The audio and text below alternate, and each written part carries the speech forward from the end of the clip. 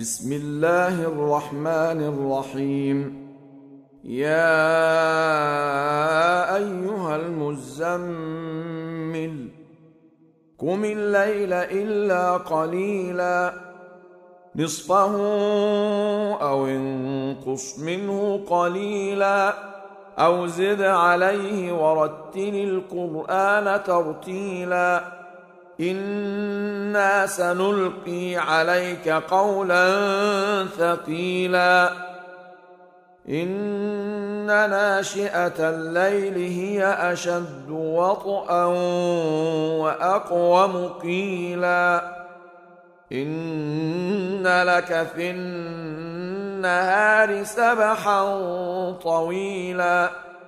واذكر اسم ربك وتبتل إليه تبتيلا رب المشرق والمغرب لا إله إلا هو فاتخذه وكيلا واصبر على ما يقولون واهجرهم هجرا جميلا وذرني والمكذبين أولي النعمة ومهلهم قليلا إن لدينا أنكالا وجحيما وطعاما ذا غصة وعذابا أليما يوم ترجف الأرض والجبال وكانت الجبال كثيبا مهيلا إنا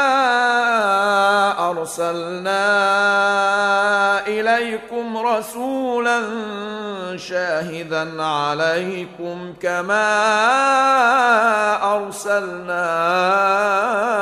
إلى فرعون رسولا فعصى فرعون الرسول فأخذناه أخذا وبيلا فكيف تتقون إن كفرتم يوما يجعل الولدان شيبا السماء منفطر به كان وعده مفعولا إن هذه تذكرة فمن شاء اتخذ إلى ربه سبيلا إن ربك يعلم أنك تقوم أدنى من ثلثي الليل ونصفه وثلثه وطائفة من الذين معك